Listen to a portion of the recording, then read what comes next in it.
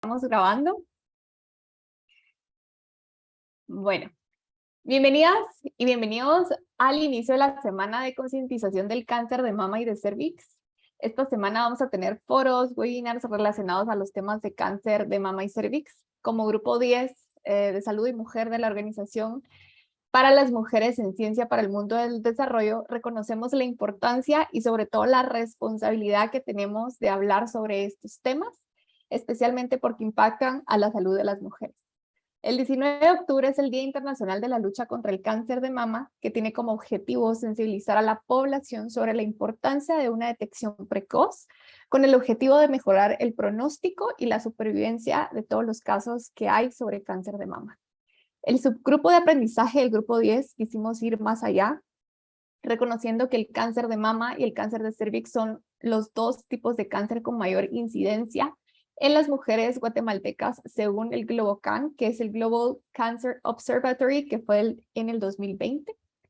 Entonces, reconocemos pues todo lo que conlleva hablar sobre estos temas, y el día de hoy vamos a dar inicio con el foro Infórmate sobre el virus de papiloma humano en mujeres, que según la Organización Mundial de la Salud, una gran mayoría del cáncer de cuello uterino se debe a los virus de papiloma humanos. Los VPH son la causa de infección vírica más habitual del aparato sexual que contraen, los hombres y las mujeres con actividad sexual podrían contraer la infección en algún momento en su vida, y algunas personas pues pueden tener infecciones recurrentes. Entonces, reconociendo pues la relación que existe entre el VPH y el cáncer cérvico uterino, pues el día de hoy tenemos este foro. Entonces, bueno, damos inicio. Ahorita les voy a explicar cómo va a ser la dinámica del foro. Primero, pues les voy a presentar a cada una de las foristas, les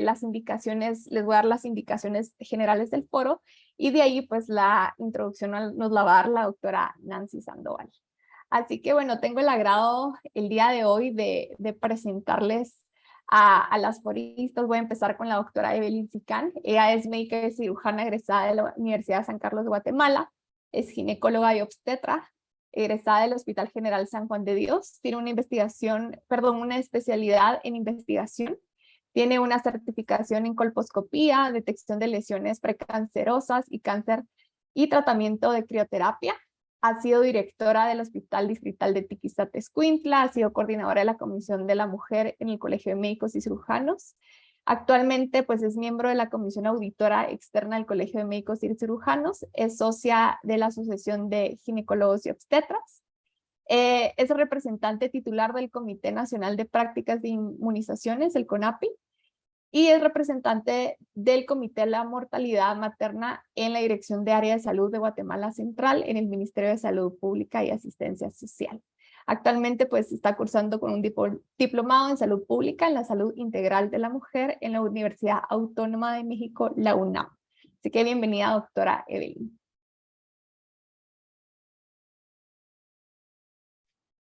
Buenas Seguimos. noches. Hola, buenas noches, bienvenida. Seguimos con la doctora Nancy Sandoval. Ella es médica y cirujana egresada de la San Carlos.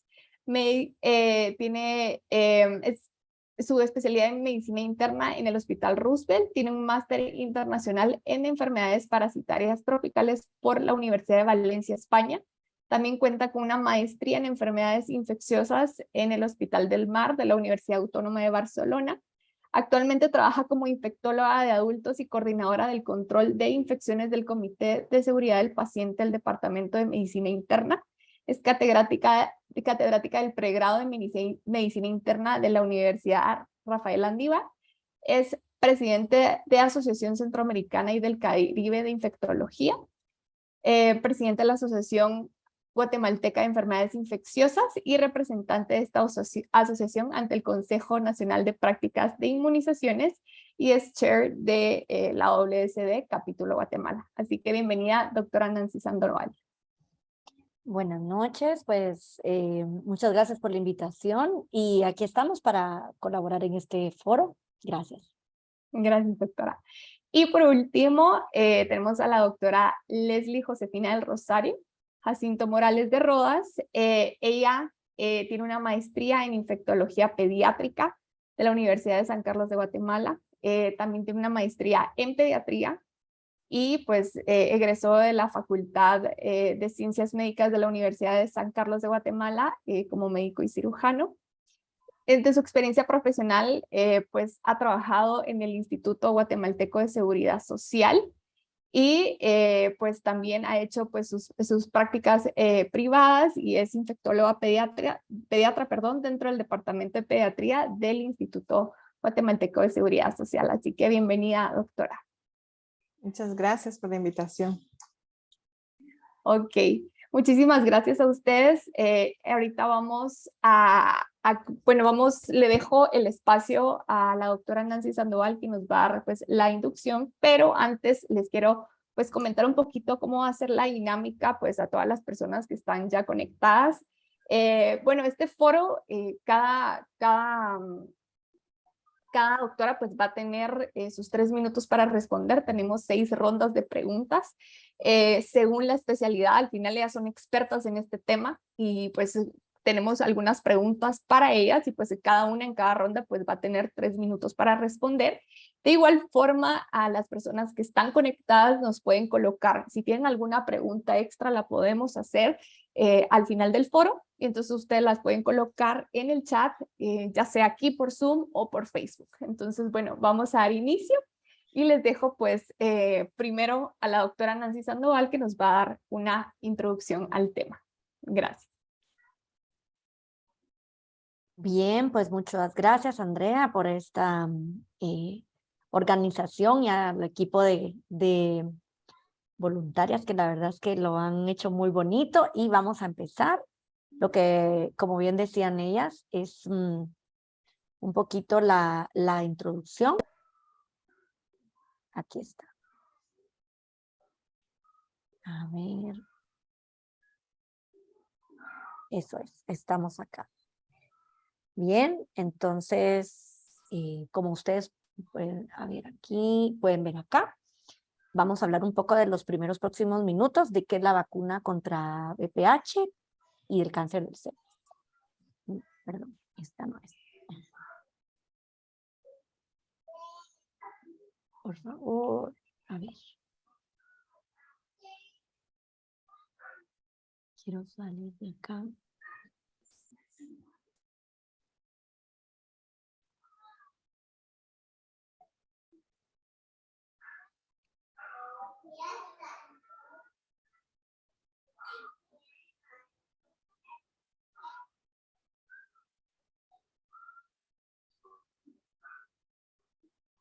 A ver. Bien.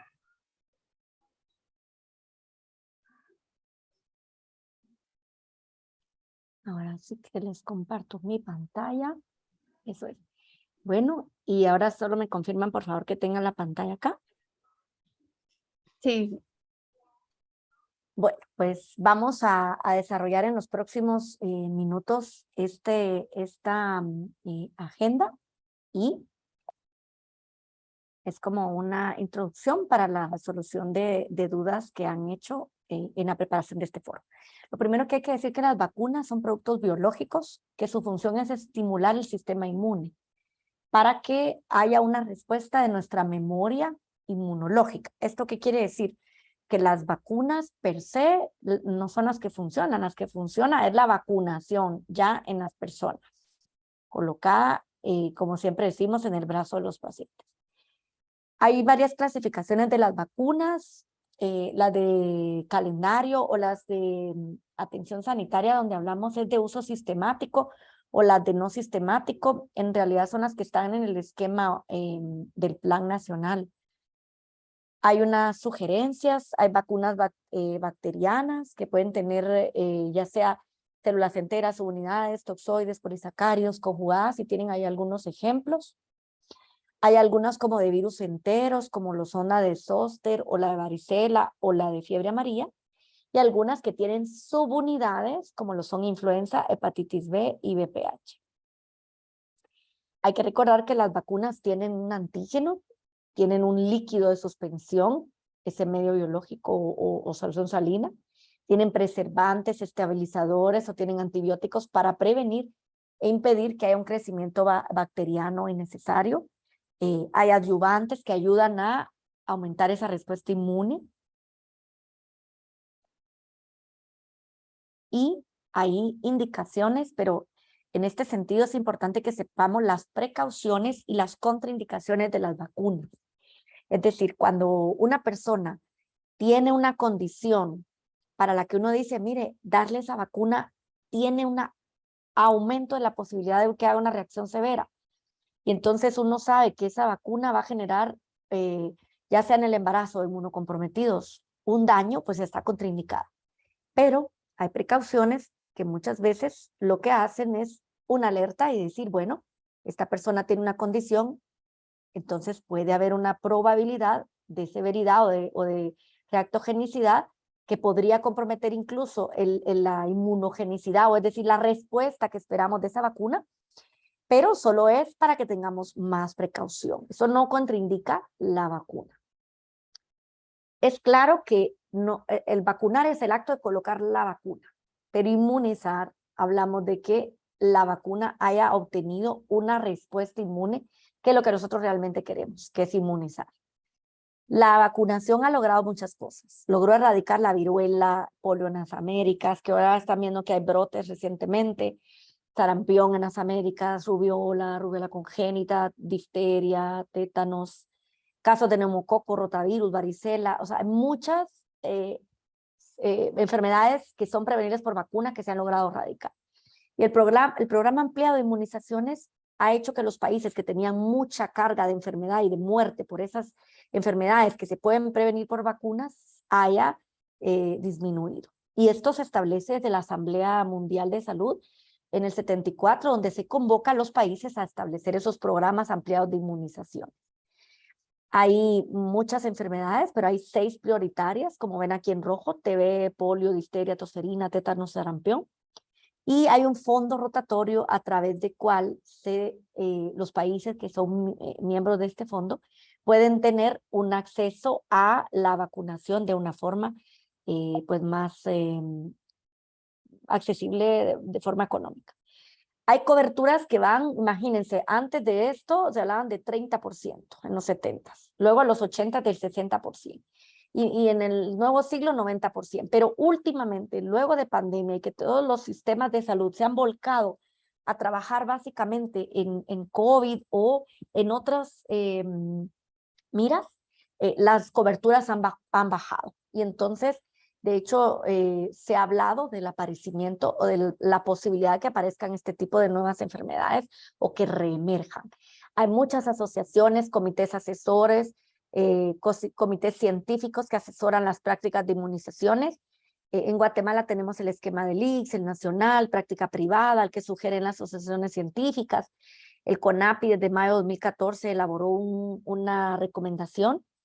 Y hay pues representantes de sociedad civil, acompañamiento de instituciones que pueden hacer alguna recomendación. Acá pueden ver el último de la Asociación Panamericana de Infectología, que en el próximo noviembre nos reuniremos en Panamá para el Congreso ACENCAI, que es Centroamérica y Caribe, para hacer esta valoración de la actualización de este calendario vacunal. Y pues como ustedes pueden ver, influenza, TDAP, acá VPH en la mujer, cómo se recomendaba, ¿verdad? Y VPH en el hombre. Ahora sabemos que hay costo-efectividad y que también es una buena eficacia esas 2 dosis, por ejemplo, en pacientes. Bueno, pues el virus de papiloma humano es el mayor causante de enfermedades de transmisión sexual en el mundo. Los varones tienen una prevalencia que es más elevada que mujeres, incluso se habla de una tasa estimada del 65% entre los 18 y 70 años. Y se sabe que se mantiene estable a lo largo de la vida porque en el varón persiste durante más tiempo en la mucosa. 90% de estas infecciones son asintomáticas o que no tengan mayor relevancia clínica o el paciente no lo va a saber.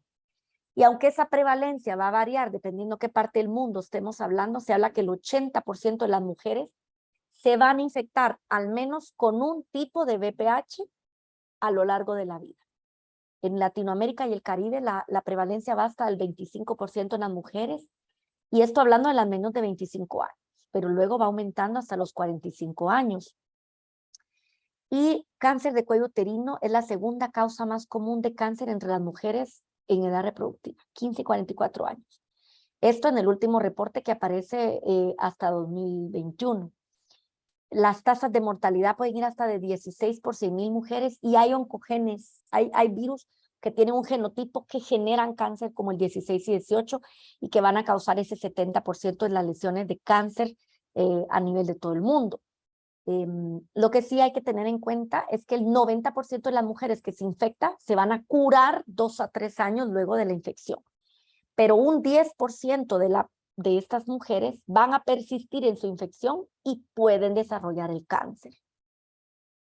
También sabemos que hay otros virus de papiloma humano, hay más de 200, pero hay unos virus que tienen una asociación de cáncer anal, por ejemplo, algunos de cáncer genital como vagina, pene, vulva, y hasta un 60% de cánceres orofaringios. Y estos son estos que le llamamos oncogénicos.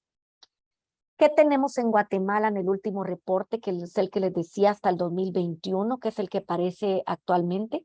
Guatemala tiene más de 6 millones de mujeres de más de 15 años en riesgo de cáncer de cervix. Se estima que hay más de 1,500 mujeres diagnosticadas con cáncer cervicuterino y cerca de 900 mueren por esta causa. Es el segundo cáncer más frecuente entre las mujeres de Guatemala y el segundo más frecuente. Carga de enfermedad no tenemos disponible aún, pero se estima que un 4.1 de mujeres en la población general va a tener una infección a nivel de cervix por este virus de papiloma. Y fíjense esto, más del 63% del cáncer cervicouterino invasor se atribuye a HPV 16 o 18 que están contenidos en la vacuna. Esta es una imagen que les digo en este reporte de la cobertura del screening o de la detección en Guatemala por edad y por estudio. Aquí abajo pueden ver ustedes la edad de grupo y por acá pueden ver la estimación de cáncer. Y miren cómo hablamos de población entre 25, 29, incluso 49 años, pero vemos datitos entre 20 y 24. Esta es la cobertura del screening o la detección. Pero si miramos, hablando ya un poquito de los datos en esa población de introducción en mujeres de vacuna contra VPH, tenemos en el programa, imagínense las coberturas para el 2018, más o menos desde que se introdujo, coberturas muy bajitas, entre el 42 y el 24. Esto reportado acá. Luego está lo que va a nivel mensual. Recordar que la introducción de vacuna ha tenido dificultades posteriores en Guatemala por el cese de la educación. ¿Por qué?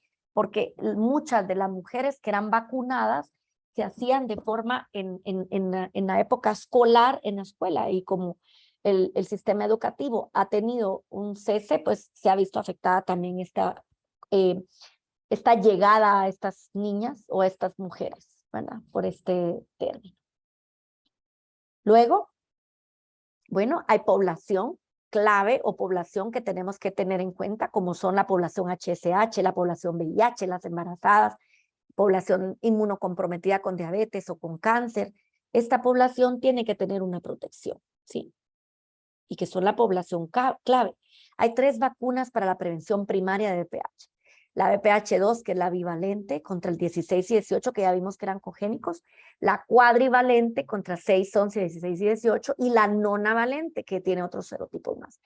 Decirles que en España, por ejemplo, ha dejado de introducirse en el sistema nacional el de VPH4 y casi se ha introducido más la nonavalente. Se sigue colocando bivalente a distribución general en los países que ya lo tenían. Las 3 vacunas que tenemos son recombinantes purificadas. Es decir, no son infecciosas. Esto lo insisto y lo recalco porque siempre sale más de alguien anticiencia, ¿verdad? A decir, no, que la vacuna va a infectar a las niñas. No es posible, porque lo que hacen estas es que se elaboran a partir de una proteína principal de la cápside L1. Entonces lo que hace es sobreexpresar estas células en la persona que sería el huésped, y entonces esta partícula o esta proteína se autoensambla en proteínas similares al virus. Entonces la persona, pues, o para generar la inmunidad, no lo reconoce como virión auténtico y pues genera inmunidad. Entonces las 3 vacunas se han estudiado en 3 dosis, pero se ha encontrado que hay una relevancia clínica porque hablando un poco de comparar la bivalente o cuadrivalente, cabeza a cabeza, en cuanto a la protección después de vacunación, las vacunas, en el caso de la bivalente, que es la que les decía, la VPH2, tenía títulos de anticuerpo inclusive hasta séptimo, por ejemplo, hasta el séptimo mes después de haberse vacunado, ¿verdad? Es decir, 48 meses incluso eran más altos para la bivalente. Entonces, no se sabe esa relevancia clínica de los hallazgos, pero ambas tienen esa alta eficacia, inducen anticuerpos superiores a la infección natural, que puede ser una persistencia de anticuerpos inclusive hasta más de 25 años. Entonces, hablando en términos de eficacia, lo tenemos acá, la bivalente VPH2, la cuadrivalente VPH4 y la nonavalente. Lo ven ahí en eficacias, pero esto en ensayos clínicos, porque luego vamos a ver la eficacia ya en la vida diaria, una evidencia clínica, ya no sé, fuera de ensayo clínico, que no es muy diferente, pero para que miren que todas ellas rondan arriba del 90% en protección de las lesiones inclusive intracelulares. Y las vacunas son profilácticas. No se habla de que en presencia que hay infección, el VPH puede alterar el curso de las mismas. No es que ya tenía una lesión y cuando se colocó la vacuna se empeoró. No, no va a pasar esto. Hay razón de protección cruzada en infecciones, lesiones. Esto quiere decir que, por ejemplo, colocarse una vacuna, ya sea la de 2 o la de 4 valente, puedan tener una protección contra algunos genotipos que no estén en la vacuna, ¿verdad? Entonces, pero utilizando 3 dosis de vacuna, que es como fue el ensayo inicial. También la efectividad, comentarles que en estudios ya de impactos por vacunación de 3 dosis se ha encontrado que en esas lesiones precancerosas, mujeres adultas y jóvenes, pues ayuda y también a los hombres por rebaño, ¿verdad? Esa aparición de verrugas genitales. Esto es antiguo. En el 2016, el grupo o el comité asesor a nivel global de la seguridad de vacunas sacó este reporte y dijo, mire, con las pruebas de las que disponemos no hay ningún problema en seguridad con estas vacunas. Y este es un informe que sale desde entonces. Las indicaciones son las que hemos tenido y se habla también que puede ser una indicación y se usa bastante esta indicación de 9 a 26 años en los varones donde hay una población con alta carga de enfermedad. La mayoría de expertos habla de la aplicación entre los 11 y 12 años de edad, sobre todo por la inmunogenicidad que puede generar en estas edades. Desde el 2014, el grupo asesor que les menciono recomendó este esquema, por ejemplo, de 2 dosis de vacunas en adolescentes, y recientemente tenemos información que es muy costo efectiva y bastante efectiva, inclusive la aplicación de una dosis versus no aplicar ninguna dosis. También es cierto que los pacientes que tengan cualquiera de los sexos, ¿verdad? Puede recibir un esquema de 3 dosis si tiene VIH o tiene un trasplante de órgano sólido, y estos pacientes se recomienda que reciban inclusive post-trasplante esta vacunación. Solamente se contraindica en las personas que tengan una hipersensibilidad o una alergia a ese componente activo de la vacuna previo a haberla recibido. Es decir, recibió la vacuna y hizo una reactividad en la que pensaríamos que ya no sería prudente colocar esa segunda dosis, pero eso hay que documentar. En el embarazo y en la lactancia, en realidad aquí pone que no hay datos suficientes para hablar su uso, pero les voy a mostrar más adelante un ensayo que se encontró de la seguridad. Aunque no tiene indicación en embarazo, la lactancia tampoco es contraindicación para la vacunación. Y se conserva, pues no se congela, 2,8 grados de temperatura. Reacciones adversas muy comunes, es decir, como muy parecidas a lo que presenta cualquier tipo de vacunas. Dolor de cabeza, malestar general, mareo, dolor en la extremidad, puede haber síncope también. Y algo que le han achacado mucho a esta vacuna, y por eso lo dejé acá, el tema de las dosis del aluminio, porque tiene sulfato de hidroxifosfato de aluminio amorfo. Entonces, solo para recordar que la Agencia de Estados Unidos, que registra las sustancias tóxicas y enfermedades, determinó que el nivel mínimo de riesgo para exponerse uno humano al aluminio era de 2 miligramos kilodías. Y fíjense, esta dosis de vacuna ni siquiera tiene, o sea, tiene 225, es muy poquito. Inclusive, se habla, ¿verdad?, de que es una dosis tan pequeña, en la cual incluso la Academia Americana de Pediatría ha dicho que no hay ninguna razón para que se establezca como un riesgo la administración de esta vacuna y ninguna de las que contengan aluminio, por ejemplo.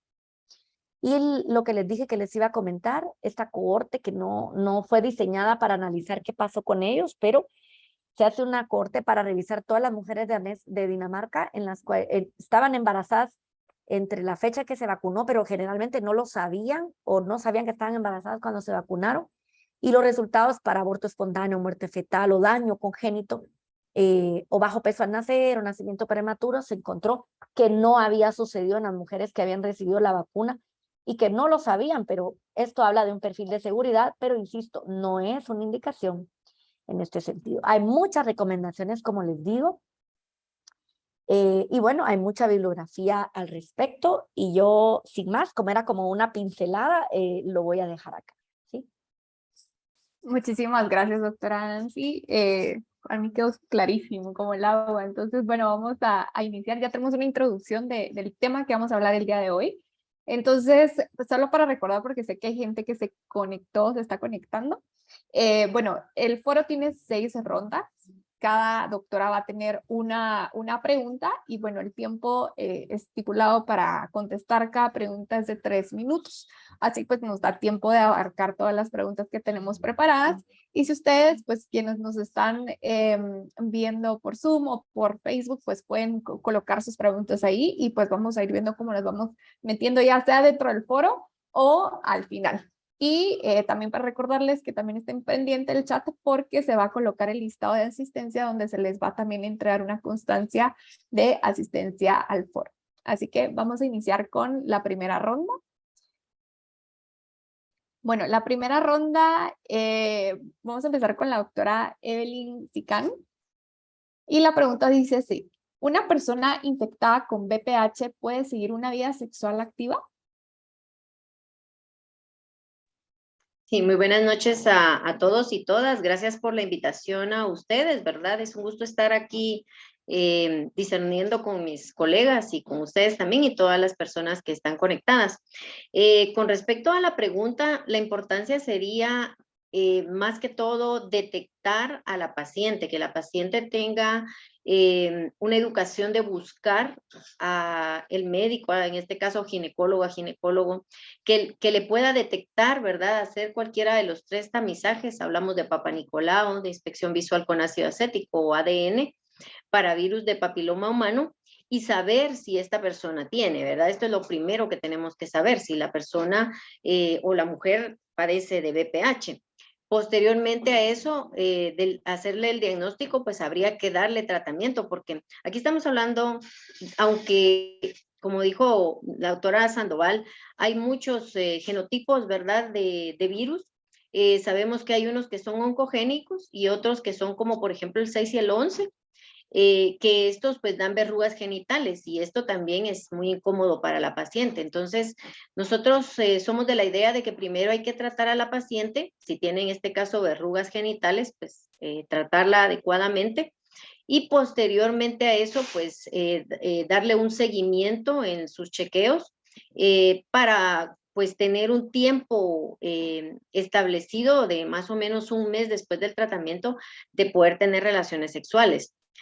Ahora la paciente que nosotros encontramos, que les hacemos su tamizaje y por ejemplo es una inspección visual con ácido acético que se llama IVA, esta paciente es positiva a una lesión precancerosa, pues se le da tratamiento, se le hace ciertas recomendaciones y se le deja un mes de espera, ¿verdad?, para poderla revisar, para que el tejido epitelial del cérvix pues vuelva nuevamente a regenerarse, y se le dice también que no debe de tener relaciones en ese momento, ¿verdad?, en ese tiempo de tratamiento. Por eso les digo, lo importante es detectar a tiempo a la paciente, poderle dar un buen plan educacional y que la paciente pues comprenda que pues sus relaciones sexuales las tiene que tener. Ahora bien, ¿qué pasa también con las pacientes pues que trabajan, ¿verdad? En estos trabajos, ¿verdad? Que pueden tener relaciones con múltiples parejas,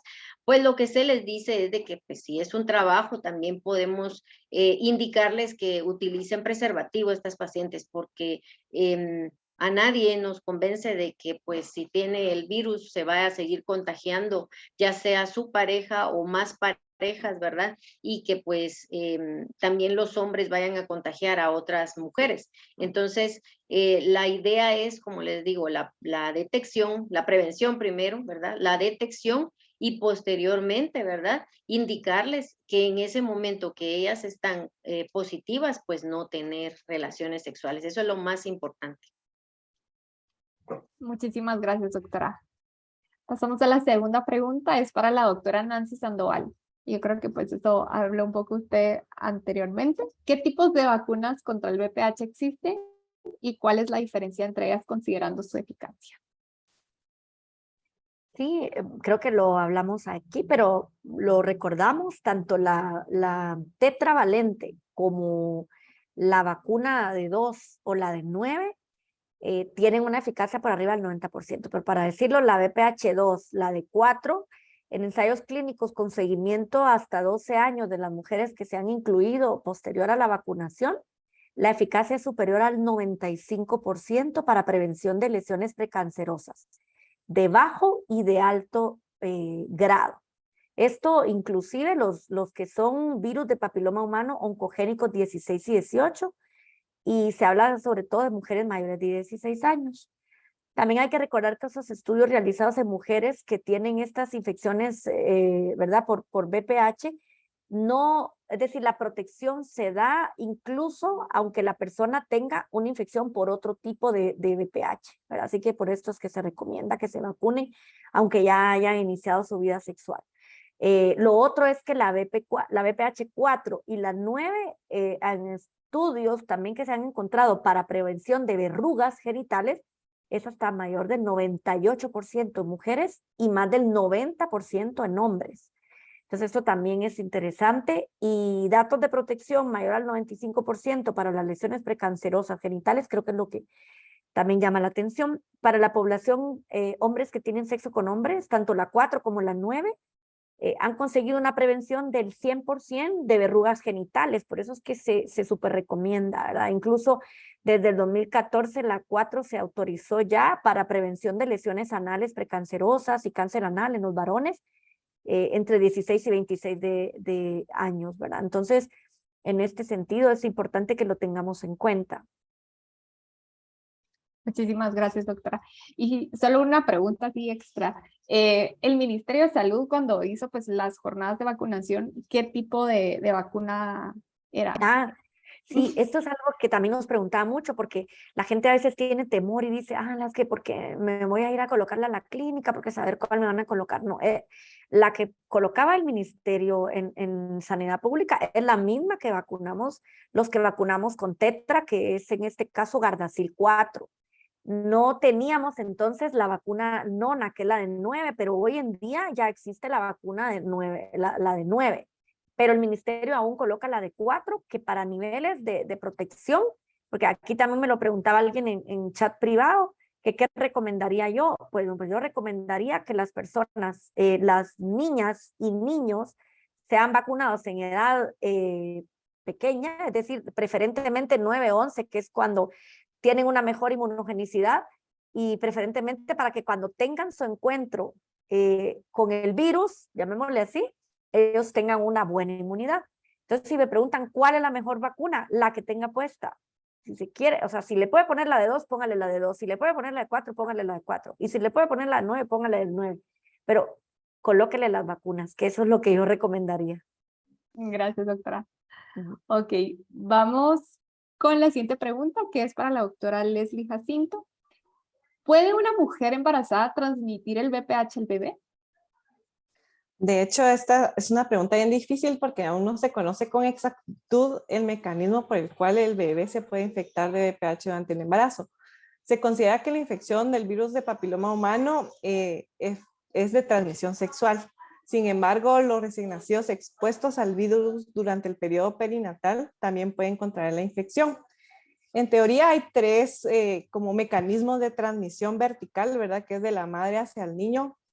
Uno de ellos es la transmisión periconcepcional, que se ha visto que los varones infectados con virus de papiloma humano pueden contener virus en los espermatozoides y en el semen y darse una infección desde la concepción, durante la fertilización del ovocito o inmediatamente después de la fertilización. También está la transmisión prenatal, que es durante el embarazo, ¿verdad? Que esta puede ocurrir por vía hematógena o ascendente del canal vaginal hacia el amnios, ¿verdad? Y durante el periodo perinatal, que es durante el nacimiento o después del nacimiento del bebé. También se ha visto que hay bebés que se pueden colonizar a nivel orofaringio y esto puede ser después del parto, ¿verdad? De las personas que pueden cuidar al bebé o estar muy cerca de él. Pero la mayoría de las infecciones, gracias a Dios, son relativamente rápidas y se resuelven espontáneamente sin generar ningún síntoma en el recién nacido. Sin embargo, el 6% de los recién nacidos se pueden quedar colonizados y pueden desarrollar una infección orofaringea persistente y que puede desarrollar, por ejemplo, una papilomatosis laríngea juvenil, ¿verdad? Que esta es recurrente. El riesgo de los recién nacidos que tengan el mismo tipo de VPH en el que se encuentra en el tracto genital de la madre es 4 veces mayor cuando en el cordón umbilical, si la madre es positiva de VPH. Entonces, sí hay riesgo de contraer infección si la madre está infectada. Gracias, doctora. Muy amable, gracias. Igual se da, digamos, aunque nazca por cesárea o por parto vaginal, o sea, los mecanismos podrían ser distintos, ¿no?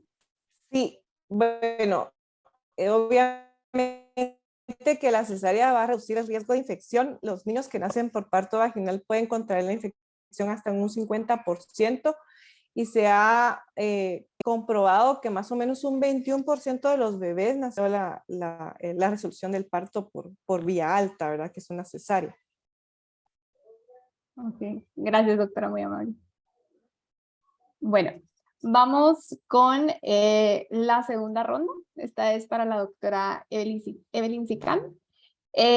¿Cuándo deja de ser contagioso el VPH y cómo puede identificarse que ya no lo es?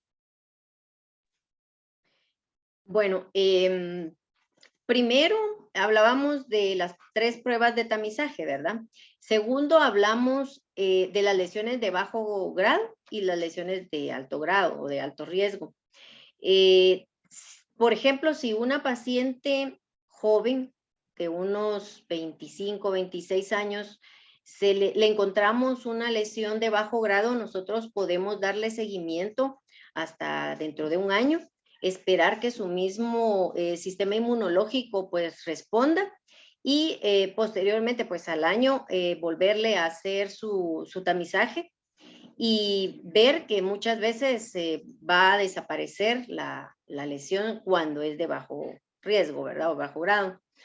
Sin embargo, cuando esta paciente pasa el año y le hacemos los tamizajes y resulta que continúa o persiste la lesión, entonces ahí es donde nos preocupa, ¿verdad? Porque pues obviamente estas lesiones ya no son de las que nosotros decimos son los genotipos que no son oncogénicos, sino que puede ser de que este sí sea un caso de que sea oncogénico. Entonces, si es así, pues yo les hablaba, ¿verdad? De que tenemos varios tratamientos, pero los primeros tratamientos son la crioterapia, que todavía se utiliza en algunas clínicas privadas y en el Ministerio de Salud. Ahora está, y hablamos de la termoablación, ¿verdad? Que esto pues también contribuye a darle el tratamiento a la paciente. Y sin embargo, yo les decía en la pregunta anterior, ¿verdad? En la respuesta de que esperábamos un año siempre para volver a hacerle tamizaje y poder observar si la paciente pues ya la lesión desapareció. Entonces, nosotros podríamos decir de que después del tratamiento, lo más importante es el seguimiento de la paciente, darle como les decía, el buen plan educacional que las pacientes pues han respondido muy bien y que lleguen con nosotros nuevamente para continuar evaluándolas. Si ya esto pues ha desaparecido, pues ya sea porque era una lesión de bajo grado y no era algún genotipo oncogénico, pues entonces no hay problema, la paciente puede seguir su vida sexual activa, ¿verdad? Con su pareja. Y no hay necesidad inclusive de darle tratamiento a su pareja, ¿verdad? Porque muchas personas preguntan, ¿verdad? Las pacientes dicen, mire, y si yo tengo ahorita BPH, ¿será que también tiene que tener mi pareja algún tratamiento? Pues entonces es lo que se le explica, ¿verdad? Las lesiones de bajo grado y las de alto grado, qué son los tratamientos que se le debe de dar y el seguimiento para que esta paciente podamos pues llevarla a buen término y que no llegue con una lesión, ¿verdad? O un tumor ya a la clínica pasado ya un tiempo. Muchísimas gracias, doctora. La siguiente pregunta es para la doctora Nancy Sandoval. ¿Todos los casos de infección por VPH se convierten en cáncer? Bueno, lo comentamos un poco en la presentación y dijimos que un 10% más o menos, y quisiera recordarles que se han identificado más de 200 tipos de virus de papiloma humano. O sea, estos son los genotipos de los que hablaban anteriormente la doctora Sicán también. Y hay un tropismo diferenciado. ¿Qué quiere decir eso, tropismo? Tropismo es como afinidad.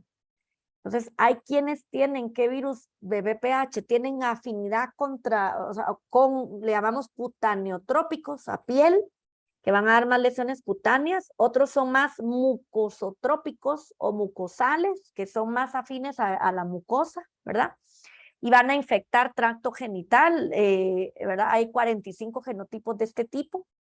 Y hay entre los VPH mucosales también algunos de alto riesgo oncogénicos, que van a ser las que dan las neoplasias anogenital, algunas de bajo riesgo, que van a dar condilomas acuminados o verrugas genitales. Y hay más o menos 15 genotipos oncogénicos, ¿verdad? Que se han confirmado, que van a ser sobre todo 16 y 18, que son los que causan un 70% de todos los cánceres de cervix. Entonces, a nivel global, pues 16, 18, 45, 31, 33, está el 32, el 52, y estos son los que dan el 85% de casos. De los virus de papiloma humano que son mucosales o que tienen esa afinidad por las mucosas, pueden ser de bajo riesgo como el 6 y 11, que son los que causan el 90% de las verrugas genitales, y que esa está contenida en las vacunas, por ejemplo, la de 4 valente, que es la que comentábamos. También me gustaría que vieran, esta es una proyección de una lámina, porque muchas veces también preguntan si por ejemplo, puede haber, a todos les va a dar cáncer. Y bueno, hay cofactores en la carcinogénesis, o sea, es decir, hay cofactores, el tabaquismo, el uso de anticonceptivos por más de 5 años, infección por VIH, multiparidad, algunos que ya esos establecidos, pero algunos probables como la coinfección con herpes simple tipo 2, con clamidia, por ejemplo, infección, o factores dietéticos y nutricionales, ¿verdad? Esto hablando un poquito de que no hay como una receta única, ¿verdad? Que no todo es únicamente por el virus, que también hay factores que tenemos que tener en cuenta a la hora de hablar, quiénes les va a dar VPH o a quienes no, que también fuertemente es el genotipo. Gracias, doctora. Eso es bien importante tomarlo en cuenta, ¿verdad? Porque sabemos que el ambiente, todo lo que uno hace, también hay cofactores que nos pueden predisponer al cáncer y no necesariamente el VPH de por sí. Bueno, la última pregunta de la segunda ronda es para la doctora Leslie Jacinto.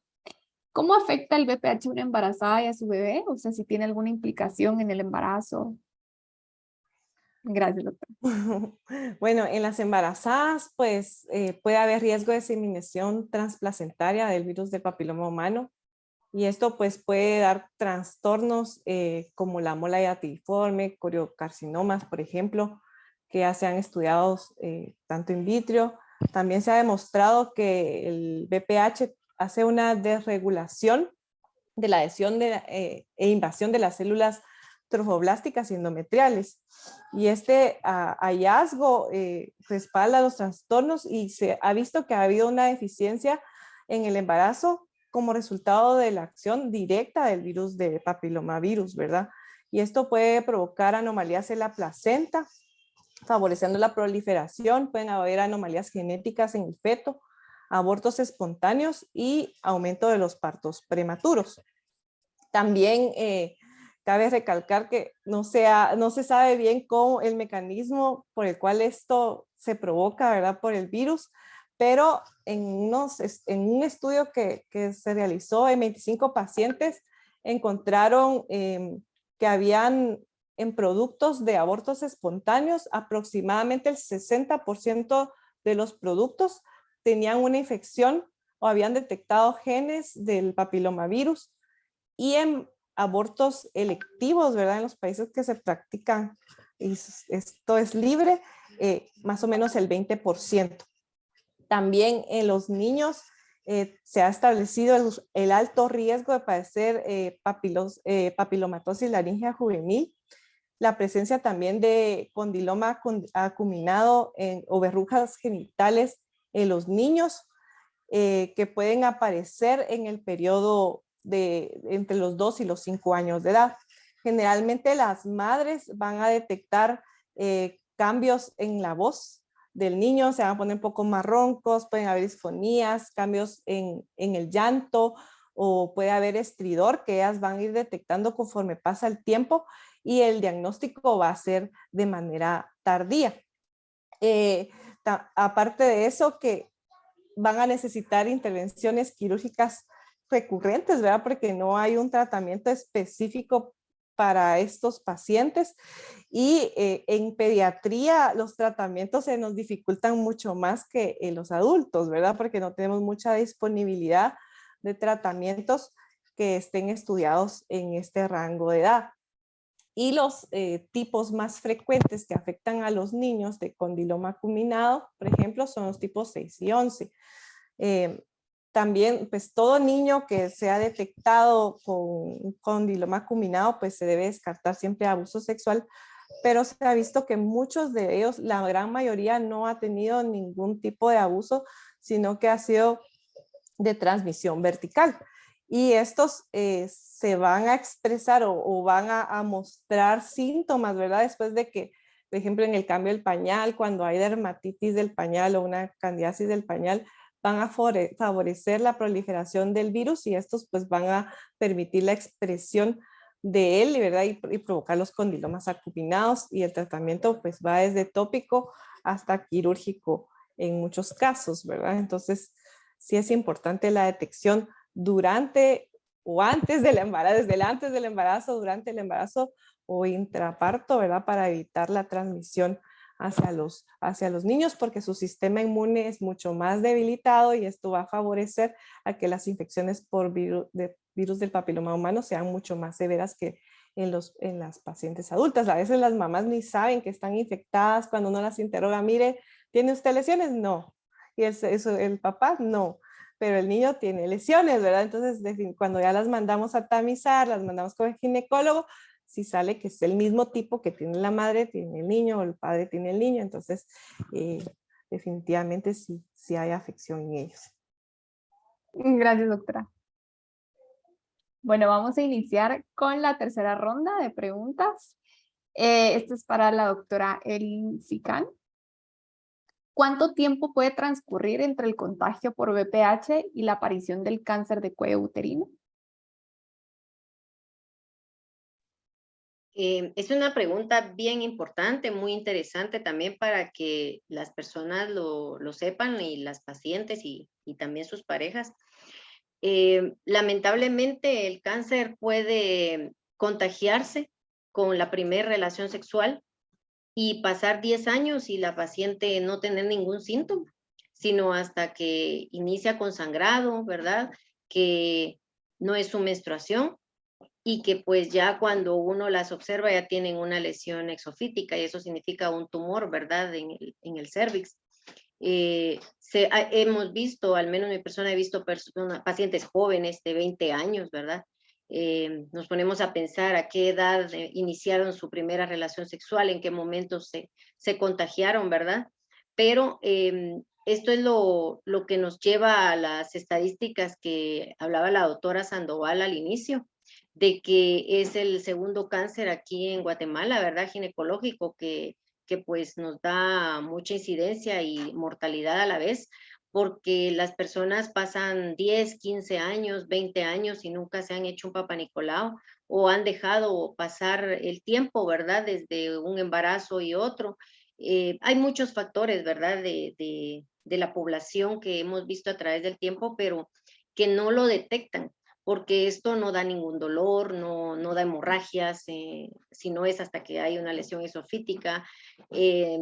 No presentan nada y cuando llegan con uno, pues son pacientes, como les digo, jóvenes, no precisamente vemos a mujeres mayores, ¿verdad? Que no, nunca se han hecho un Papá Nicolau. Entonces, lo que hacemos es aprovechar, ¿verdad? Cuando nos llega, por ejemplo, la mamá de la paciente, preguntarle, mire, ya se hizo su tamizaje, qué edad tiene, hace cuántos años no se ha realizado alguno, porque nosotros tratamos de esas oportunidades perdidas, ¿verdad? Que tal vez nadie le ha dicho en su vida, mire, hágase el Papá Nicolau en este momento o hagamos uno de los 3 tamizajes, ¿verdad? Y pues sí hemos visto vidas salvadas, ¿verdad?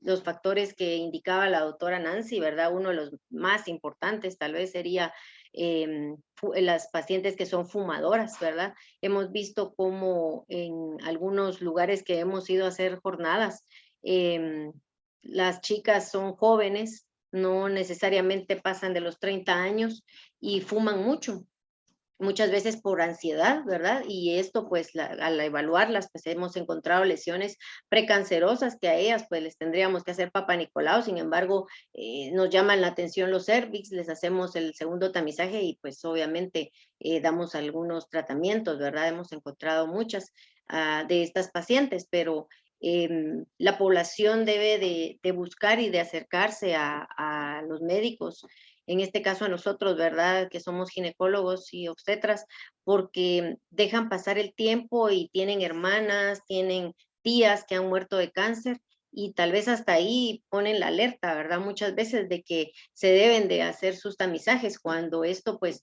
se habla desde la vacunación con las niñas, inicia todo esto de la prevención del cáncer cervicuterino.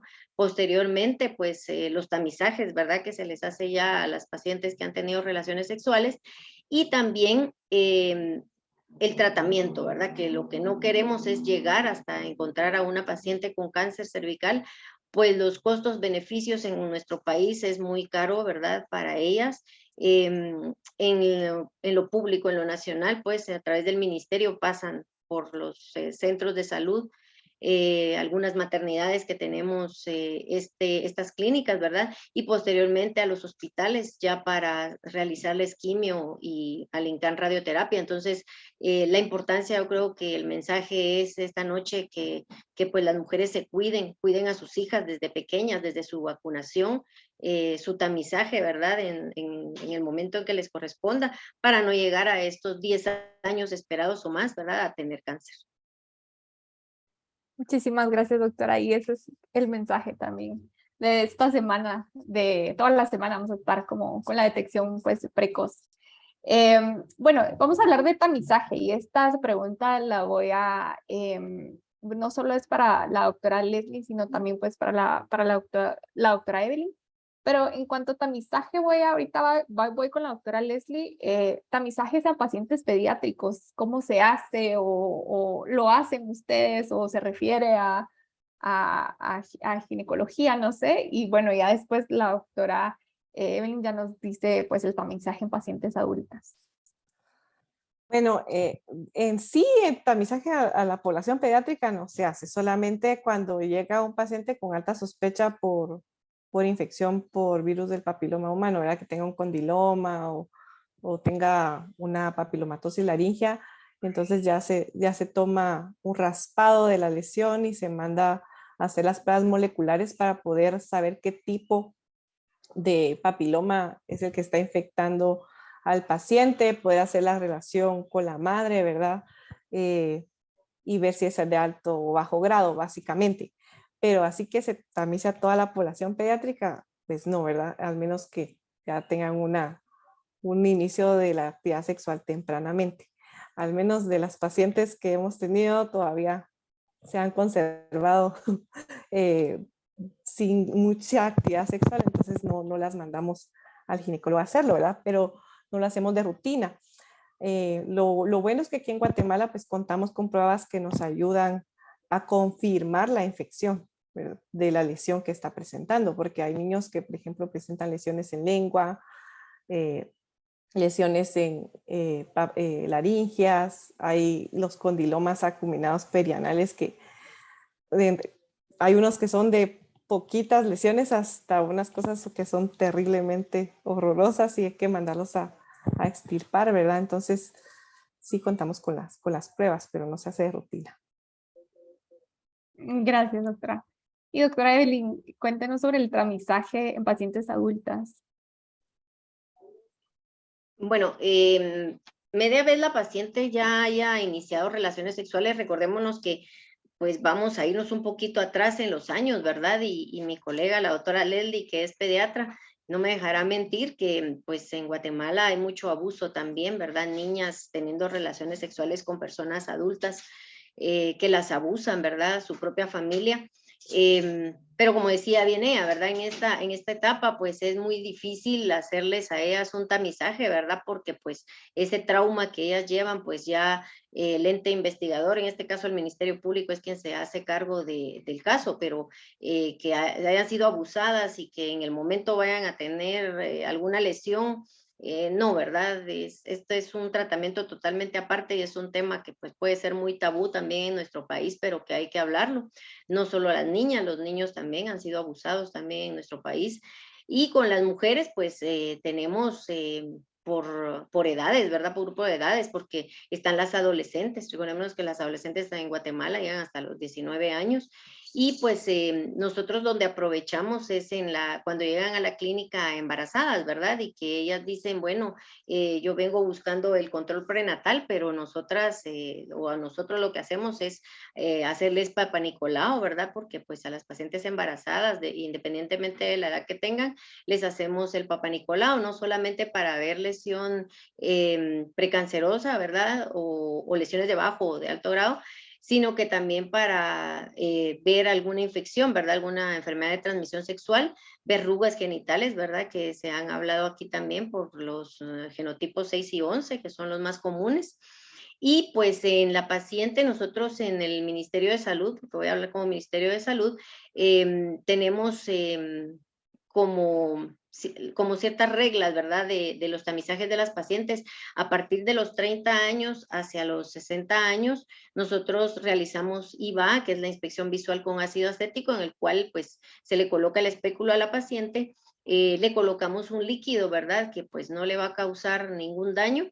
Esperamos un minuto y vemos si el cervix se coloca en una zona que se llama zona de transformación, que es donde ahí se albergan la mayoría de los cánceres. Si se transforma en color blanco, que le llamamos una lesión acetoblanca positiva, o si esta paciente, pues el cervix queda rosado, ¿verdad? Como es.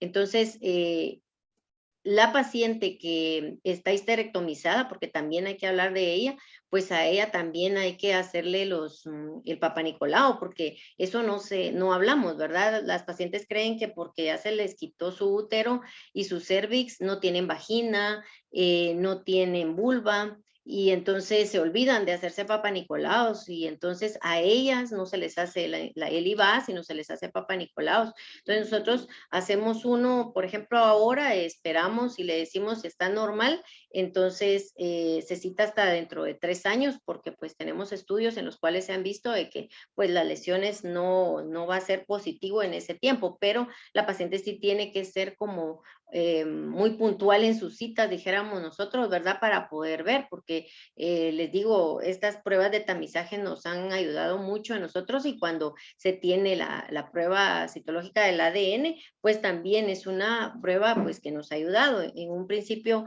era solo positivo o negativo, ya últimamente pues se han adquirido algunas que nos indican si tienen el virus de papiloma 16 o 18, que eso es bien importante, o si tienen algunos otros que no son oncogénicos. Entonces, la verdad es de que los tamizajes pues son para estas pacientes que han tenido relaciones sexuales y también no olvidarnos de la paciente sin útero, ¿verdad? Histerectomizada, por cualquier razón que ha sido, porque pues les vuelvo a repetir, tenemos y continúan ellas con vulva y vagina, ¿verdad? Que es lo que también puede dar cáncer en cualquiera de las dos.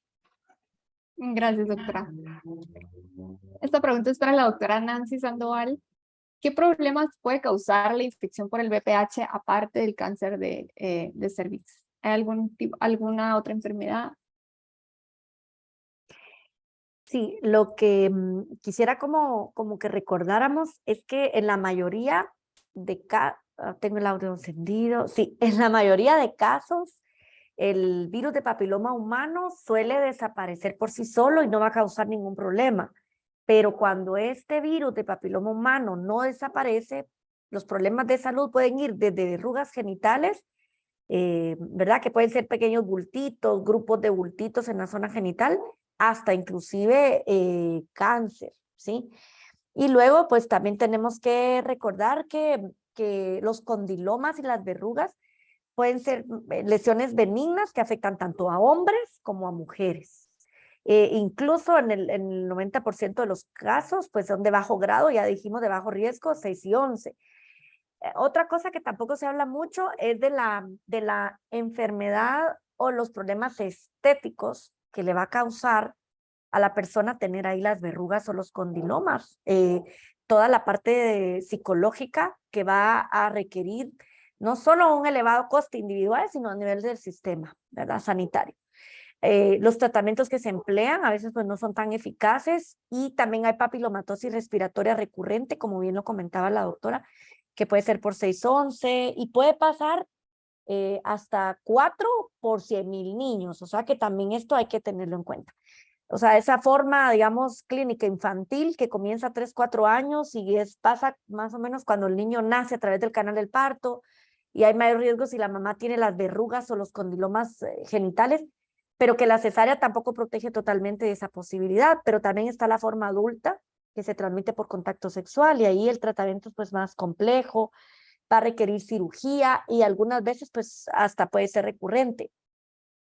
Por otro lado, también hay infección persistente, que es lo que les decía, que se va a detectar en los cánceres de cuello uterino, pero que muchas veces van a necesitar una clasificación y mientras más es el grado de displasia, digamos, o ese grado de patología o de enfermedad, pues la oncogénesis o la transformación cancerosa, pues también si es de alto riesgo será mayor. Entonces, en ese sentido, sería como lo que uno tendría en cuenta cuando habla de problemas que causa la infección. No todo es cáncer, también debo decir que hay muchos pacientes que lo pasan muy mal porque tener las lesiones, pues no es fácil, ¿verdad? Y que poco se habla de esta parte, ¿verdad? Que no tanto solo lo estético, sino el tema psicológico de aunque se resequen las lesiones, y aquí la doctora Sicán lo sabrá, ¿verdad? Las mujeres estar con este estrés de agregado, ¿verdad? Que generalmente, pues yo insisto mucho en este tema de que las mujeres no vamos a tener el encuentro con el virus cuando tengamos un contacto sexual o genital, ¿verdad? Y que el condón en este caso o sea, puede tener una gran protección, pero hay partes que no están cubiertas con el condón, que si tiene un contacto, ¿verdad? Que también puede existir un riesgo, aunque no es tan elevado, porque también puede pasar. Entonces, por eso es que le apuntamos muchísimo a la vacunación, ¿verdad? Para que cuando llegue ese encuentro, y esto yo lo insisto mucho porque las mamás y los papás se estresan bastante cuando oyen, es que mi niña, mi niño, doctora, casi es como le ponen a uno así como, ¿cómo me le está ofreciendo esta vacuna, verdad? Si mi niña o mi niño no está en este tema, no, es que no es para ahorita, entonces uno tiene que explicarle, no es para ahora, lo que queremos es que su niña, su niño, cuando tenga ese encuentro, tenga una súper respuesta en la que por eso cuando el ministerio lo habló como una campaña, lo hacía como de vacunarlo por amor o vacunar a los niños por el amor a estos niños, ¿verdad? Pero a veces cuesta un poquito explicarle esto a los papás porque lo toman a veces como en el tema de, es como darle rienda suelta y no es eso, es básicamente protegerlos para ese futuro encuentro, ¿verdad? Entonces un poquito. Gracias, doctora. Y usted tocó algo muy importante porque también el PPH tiene mucho estigma. Entonces, no solamente solo es o sea, lo que dice usted, ¿verdad? El tener pues verrugas, toda la implicación emocional, psicológica que pueda tener y también porque es una infección que tiene mucho estigma porque todo se asume que es contagiada de forma sexual, etcétera, etcétera. Entonces tiene mucho estigma y eso es algo también que nadie habla, ¿verdad? Al final lo que dice usted, o sea, en algún punto lo vamos a encontrar en nuestra vida, lo que mejor queremos es estar protegidas contra las cepas que pueden llevarme a un cáncer, ¿verdad? Entonces creo que también ir disminuyendo esa carga de estigma que tiene el BPH vale la pena hablarlo también. Gracias, doctora. Bueno, y la doctora pues habló del por qué es importante vacunar antes de iniciar la vida sexual, entonces por eso lo voy a unir con la pregunta que va para la doctora Leslie Jacinto. Siendo el VPH un virus de transmisión sexual, ¿por qué es preferible aplicar la vacuna durante la preadolescencia cuando asumimos que aún no ha empezado la vida sexual? Bueno, yo creo que ya habían adelantado un poquito aquí la respuesta, ¿verdad? Pero para hacer énfasis nuevamente, pues lo que se pretende es que el niño tenga una protección. Bueno, yo les digo niños, ¿verdad? Perdón por la palabra. Que ese niño que se va a convertir en adulto y en una persona sexualmente activa tenga una protección previa al primer contacto sexual y a la exposición al virus del papiloma. Sabemos que, como lo presentó la doctora en sus diapositivas anteriormente, que hasta el 80% de las mujeres van a tener en algún momento de su vida alguna infección por VPH. Si ya está inmunizado, va a disminuir el riesgo de desarrollar tanto el cáncer cervicouterino, que es lo más temido, lo que no queremos llegar, ¿verdad?, a desarrollar las lesiones externas, la típica infección que se conoce como el condiloma o las verrugas genitales, si ya tenemos inmunidad. Esta vacuna es bastante segura, confiere una protección hasta el 97% en los adolescentes y ha demostrado que es más eficaz si se administra antes del contacto sexual. Además, los niños o los adolescentes menores de 15 años tienen una mejor respuesta inmune que los que tienen una edad mayor de 15 años. Y esto se ha visto comprobado en la cantidad de dosis que debe recibir el paciente entre los 9 y los 15 años y arriba de los 15 años, que los niños entre 9 y 15 años pues reciben únicamente 2 dosis con un lapso o un periodo de tiempo entre dosis y dosis de 6 meses, no más de 12 meses y tiempo mínimo de 5 meses, ¿verdad? Para que pueda tener una respuesta adecuada a la vacuna. Además, pues se pretende y se quiere alcanzar que la población en general pues esté vacunada antes de los 26 años de edad para que pueda tener esa protección que estamos nosotros queriendo. Las estadísticas son claras actualmente, ¿verdad? Y se ha visto que el inicio de la edad sexual a nivel global o mundial es más o menos de 13.8 años de edad, que suena bien bajito tal vez para nuestro medio, pero es algo real. Y uno ve las series, ve los jóvenes que cada vez tienen prácticas sexuales cada vez diferentes, ¿verdad? Entonces, están expuestos al virus constantemente Debemos de educar a los padres, decirles de que no se debe tener miedo de colocarles la vacuna, de que no le va a pasar nada al niño. Se ha visto que es una vacuna bastante segura, que los efectos adversos pues básicamente van a ser del área local, ¿verdad? Siempre se observan al paciente 15 minutos para evitar que se vaya a desmayar, pero es una vacuna bastante segura. Y se les debe explicar, como dijo la doctora, ¿verdad? Que es para posteriormente, ¿verdad? Que si ellos en un momento dado pues deciden iniciar su vida sexual activa, pues estén protegidos. El condón disminuye el riesgo, pero no es al 100%. Se ha visto que los varones pueden estar colonizados más o menos en un 13%, 7% en el área del perineo, ¿verdad? Y esa área no tiene condón, no tiene una protección de barrera. Entonces necesitamos vacunar a los niños para que tengan tanto los serotipos de bajo riesgo como son el 6 y el 11 que causan los condilomas, como los que son los oncogénicos, que son los que queremos evitar, ¿verdad? Llegar. Muchas gracias, doctora. La siguiente pregunta es para la doctora Evelyn Sicán y es, ¿qué son las lesiones neoplásicas intraepiteliales cervicales o los NIC en el cuello uterino? Sí, estas lesiones ahora pues ya no las llamamos así, ¿verdad? Sino que ahora las llamamos de bajo grado y de alto grado, porque antes teníamos NIC 1, NIC 2, NIC 3, y pues eso lo íbamos viendo en los papanicolaos, ¿verdad? Porque esto pues no se ve en los otros tamizajes que hablamos, ¿verdad? De los 3 que existen. Entonces, esto son cambios a nivel celular, ¿verdad? Que se tienen desde lo bajo que tenemos, ¿verdad? De bajo grado, se ven a nivel microscópico, ¿verdad? Esto se hace pues a la hora de hacer un Papa Nicolau, dependiendo el tiempo y dependiendo si el serotipo que tienen es oncogénico, pues obviamente van a ir como que creciendo estas células, ¿verdad? Con el cambio de núcleos y todo a nivel histológico. Esto pues, como les digo, se ve a nivel microscópico, ¿verdad? Esto lo pueden ver patólogos o citotecnólogos muy bien adiestrados, ¿verdad? Porque esto no se ve solo así.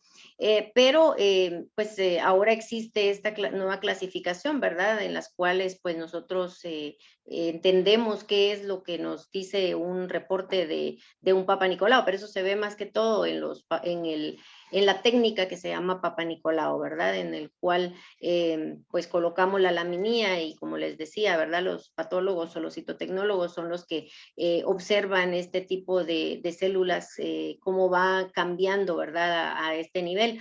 Obviamente, ¿verdad? Tiene que ser en manos de expertos, ¿verdad? Que sepan realizar los papanicolaos, porque pues muchas veces no sabemos las técnicas, ¿verdad? Y eso se aprende en la escuela, ¿verdad? Que nosotros llevamos. Estoy hablando inclusive de los médicos generales, también enfermeras, porque es algo que no cuesta hacerlo, ¿verdad? Se utilizan la laminía, las espátulas de aire que le llamamos, ¿verdad? Y muchas veces las pacientes tienen miedo, inclusive porque piensan que les va a doler el introducirles el espéculo y muchas mujeres expresan que por eso no se hacen estos exámenes de tamizaje tan importantes, ¿verdad? Pero a esto nos referimos cuando hablamos de lesiones de bajo grado, lesiones de alto grado, ¿verdad? Los cambios a nivel celular en donde van proliferando a través de este tiempo que dijimos que va desde la primera relación sexual con el contagio hasta los 10 años, puede ser que sea un poquito menos, pero va en tiempo, no de días, de meses, sino en años. Inclusive tal vez quisiera ahondar un poco en pacientes embarazadas, ¿verdad? Porque también hemos encontrado lesiones de bajo grado, ¿verdad? En estas pacientes o en alto grado. Y pues ahí no podemos hacer nada nosotros como ginecólogos. Tenemos que esperar hasta que la paciente, después de 40 días, que haya tenido a su bebé, volver a evaluarla, ¿verdad? Y poder ver. Y esto es algo bien importante para la mujer embarazada, porque muchas creen o tienen la creencia de que en el embarazo no hay que hacerse Papa Nicolau, ¿verdad? pensarán que es solo una vez en la vida, como les decía anteriormente, y esto, pues esto es creo que cultura más que todo en nuestro país, que las pacientes sepan, ¿verdad? Que pues se tienen que cuidar y la prevención, nosotros siempre vamos a hablar de la vacunación siempre a nuestras niñas, ¿verdad? Que es lo importante. Yo creo que este mensaje tiene que quedar muy bien esclarecido aquí y bien entendido con todos nuestros oyentes, tanto varones como mujeres, ¿verdad? Que tenemos hijas y pues a los que no, pues que tienen hermanas, ¿verdad? Para poder hacer esa prevención, porque pues hemos visto, ¿verdad? Que las vacunas son las que van a salvar a muchas de estas niñas e inclusive esperamos algún día en nuestro país también estar vacunando a varones para poder pues tener una mejor cobertura, ¿verdad? Y que pues le apostemos a nuestro país que al llegar al 2030 tengamos esa reducción del cáncer cervicuterino, que es uno de los objetivos de desarrollo de la salud. Gracias, doctora. Y esta pregunta va para la doctora Nancy. ¿Existen algunos cuidados que se deben de tener si una persona pues tiene VPH al estar con pareja, familia o viceversa?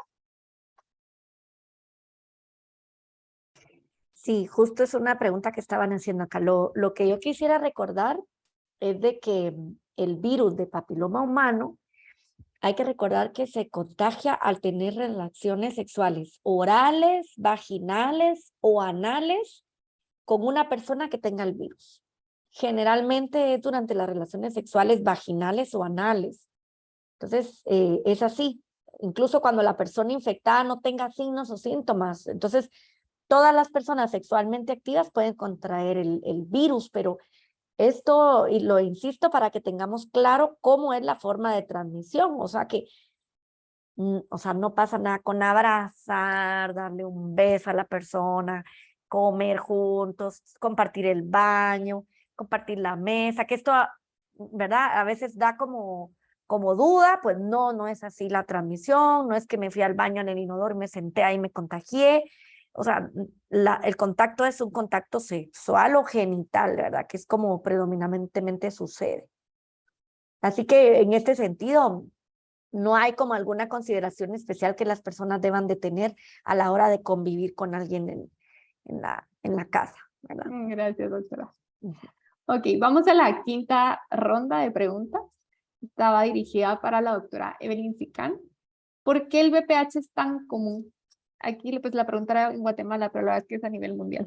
¿Por qué es tan común el VPH? Pues podemos hablar que en los países desarrollados tal vez tienen la mejor cultura, ¿verdad? De la vacunación, como hablábamos anteriormente, de realizarse los tamizajes y pues quienes llegan a tener cáncer, de tener mejores opciones y recursos económicos para no morir, ¿verdad? De cáncer. Pero aquí en Guatemala pues a pesar de que pues los gobiernos ya desde hace unos años están dando educación sexual a los jóvenes, ¿verdad? A los niños, yo creo que es algo bien importante que mucha gente, como decía la doctora Nancy, pensarán que el colocarle la vacuna es porque ya va a haber una promiscuidad desde muy pequeños y no es así. Es común por muchos factores, ¿verdad? En nuestro país, es un país del tercer milenio, es un país que pues no tenemos esa cultura de búsqueda del médico. Recordémonos que pues no solamente está lo privado, también está en este caso el Ministerio de Salud, el IX también, podría hablar yo del IX, ¿verdad? Para poder llegar estas pacientes a una evaluación. Hay muchos factores, ¿verdad? Que, por ejemplo, si quieren tener los hombres relaciones con las mujeres y ellas tal vez le dicen, aquí está, ponte el preservativo, ¿verdad? Para evitar. Pero la verdad es de que aquí en Guatemala no se tiene eso, a los hombres no les gusta utilizar el preservativo, entonces van contagiando, pero si hay mucha promiscuidad, tienen muchas parejas sexuales, van contagiando a muchas mujeres. De 10 pacientes o de 10 mujeres, 8 pueden tener virus del papiloma humano y de estas 8, 3 pueden tener oncogénicos. Entonces, a estas 3 les pueden dar cáncer, ¿verdad? Y por eso es que son los datos que tenemos, ¿verdad? De Globocan a este nivel, ¿verdad? Porque pues faltan datos del Ministerio de Salud propiamente, pero sí hemos visto que hay prevalencia de todo esto, ¿verdad? Del contagio más que todo, de los factores, como decíamos, de riesgo y de la lesión persistente, que es lo que, pues nosotros como, en mi caso como ginecólogos, es lo que vamos detrás, ¿verdad? De que la paciente, pues aparte de que tenga una buena nutrición y todos los factores que quieran, la lesión persistente es la que nos hace a nosotros llevar ese control con ella y darle ese seguimiento, como bien les decía anteriormente, ¿verdad? Que es una de las cosas principales, porque nosotros siempre hemos dicho de que una lesión precancerosa es una emergencia nacional para nosotros, ¿verdad? No precisamente una paciente embarazada que va sangrando o que va a tener ya su bebé, solo eso es una emergencia. A nivel obstétrico lo podríamos decir, pero a nivel ginecológico para nosotros es una emergencia nacional ver a esa paciente, porque va a ser tal vez la única vez que la paciente se acerque a un puesto, un centro de salud o con un médico. Recordemos también que nuestro país es, aparte de que tiene muchos idiomas, ¿verdad? Ha sido una barrera eso de poder explicar todo lo que estamos hablando esta noche acá con todos nuestros oyentes, ¿verdad? Que llegue a los lugares más recónditos. Tenemos barreras de lenguaje, tenemos problemas en carreteras para llegar a un puesto centro de salud, como les decía, con un médico, problemas económicos, ¿verdad? Que las pacientes no acuden. Y entonces todo esto aunado, pues obviamente va a ser común en nuestro país, pero existe esta vacuna. Y esta vacuna, yo creo que Nancy y la doctora Leslie sabrán que vamos a decir siempre, vacunen a sus hijos primero, vacúnenlas, porque de eso a largo plazo, como ya se ha dicho acá, vamos a tener pues una disminución del cáncer de cuello de uterino, ¿verdad? Gracias, doctora. La siguiente pregunta es para la doctora Nancy Sandoval. ¿Los hombres pueden estar infectados por el VPH y existen vacunas para ello? Sí, y yo iba justamente a secundar lo que la doctora Evelyn Sicán decía. Está bien, vacunemos a las niñas, pero también a los niños, porque, insisto, las niñas y las mujeres no nacemos con el contacto con el virus. O sea, nosotros no lo vamos a oler, nosotros no es que nos va a llegar porque un día entramos a un cuarto y ya aquí apareció el virus o que abrimos una puerta secreta y salió. No, a nosotros el virus nos va a llegar porque tenemos un contacto con el virus y cuando tengamos ese contacto tenemos que tener preferentemente una inmunidad. Entonces yo sí le apuesto muchísimo a que se vacune también a los hombres, porque igual tampoco los niños ni los hombres nacieron en estas condiciones. Entonces, hay las vacunas para los hombres y para las mujeres y se colocan en edad preferentemente de 9, 11 años. Yo reitero el mensaje de que es una vacuna que no está diseñada para que en ese momento proteja inmediatamente ya cuando se coloque la vacuna. No es inducir ni es motivar a que tenga X o Y comportamiento, o Z o W, sino que lo que se busca es de que cuando sea el momento, el niño o la niña o la persona esté en contacto, tenga esa inmunidad. Y la vacuna están disponibles, las 3 están indicadas para población, para hombres.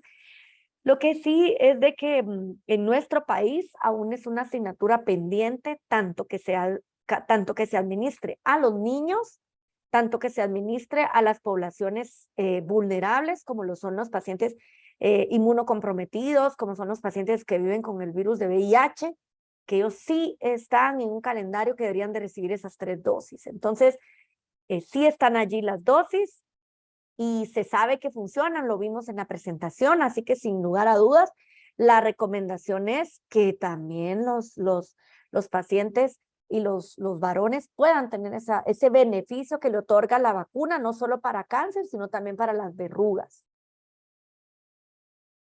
Gracias, doctora. Sí, apostamos para que esto sea una medida en salud pública, incluir a los niños también. Esta era una pregunta también para la doctora Leslie, pero solo quiero preguntarle, doctora Leslie, si usted quisiera agregar algo, porque también iba conectada con la pregunta si era recomendable que los niños sean vacunados contra el VPH y si lo considera como una medida de salud pública, pero ya anteriormente lo han dicho. No sé si usted quisiera agregar algo en esta pregunta. Yo creo que ya me quitaron todo, pero las respuestas, pero no, definitivamente hay que vacunar a los varones. Nosotros, al menos ahí en la consulta externa con la otra infectóloga, siempre les decimos a los papás, si tienen la posibilidad de vacunar a su hijo, vaya y vacúnelo, ¿verdad? A los varones, porque en los varones la enfermedad casi siempre es asintomática, ellos ni cuenta se dan de que la tienen o que la tuvieron, gracias a Dios el 90% se cura, pero durante el tiempo que están todavía infectados pueden transmitir la infección a más mujeres. Y se sabe, ¿verdad?, que entre más parejas sexuales aumenta más el chance de otros tipos de VPH y así la transmisión. Aparte de eso, que las prácticas sexuales se han extendido, se ha visto y se ha comprobado que los hombres que tienen sexo con hombres y que desarrollan cáncer anal, el 94%, más del 90% han tenido infección por VPH. Entonces es importante vacunar a los niños, ¿verdad?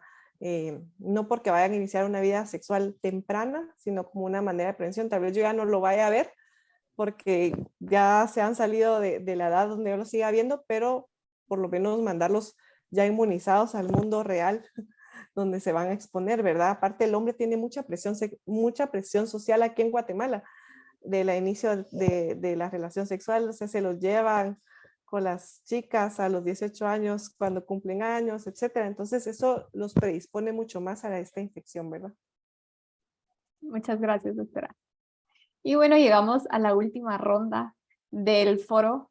Esta pregunta es para la doctora Evelyn Ficán. ¿Qué cuidados debe tener una mujer con VPH? Bueno, lo más importante es el seguimiento de la paciente. O sea, si ya sabe que tiene VPH, pues les decía, cualquiera de los 3 tamizajes nos puede decir que la paciente puede tener lesiones por VPH, pero el seguimiento y ser ellas como muy disciplinadas, le llamo yo, ¿verdad? A la hora de las citas que uno les deja, es bien importante. Obviamente, como dijimos, todos los factores de riesgo que ya mencionamos acá, pues es importante que no los hagan, pues, ¿verdad? No solo las mujeres, sino hablábamos también de los hombres, porque como decimos, es un tema tabú, que no hablamos de hombres teniendo relaciones con hombres, y por eso es que decimos la importancia de la vacunación también a los varones, ¿verdad? Pues porque existe su sexualidad también, ¿verdad? Y pues esto creo yo que los cuidados no es tanto que se cuide algo ella, porque si ya lo tiene, pues solo es de ver si es, ya sea diferenciarla entre si es de bajo grado o de alto grado para darle algún tratamiento o no, y llevar sus controles, ¿verdad? No dejar esos 15, 20 años que me hice hace mucho el Papá Nicolau y que ya ni me recuerdo, o nos pasa otra cosa también, que sí me hice hace un año el Papá Nicolau, pero fíjese que no lo fui a recoger el resultado. Entonces, también uno dice, la gente tiene que tener esa educación, ¿verdad? Esa preocupación por su cuerpo, porque muchas son amas de casa que pues sus tareas de todos los días con los hijos y todo lo que hace a diario le impide llegar a un lugar de salud, ¿verdad? Para podérselo hacer. Comentarles, ¿verdad? Antes de que se me olvide, que existen lugares en todo lo que son los centros de salud de aquí de Guatemala, existe la vacuna VPH y es gratuita y la deberían de aprovechar porque en realidad pues en lo privado es más de 1,000 quetzales y si son 2 dosis ya son 2,000 y fracción, ¿verdad?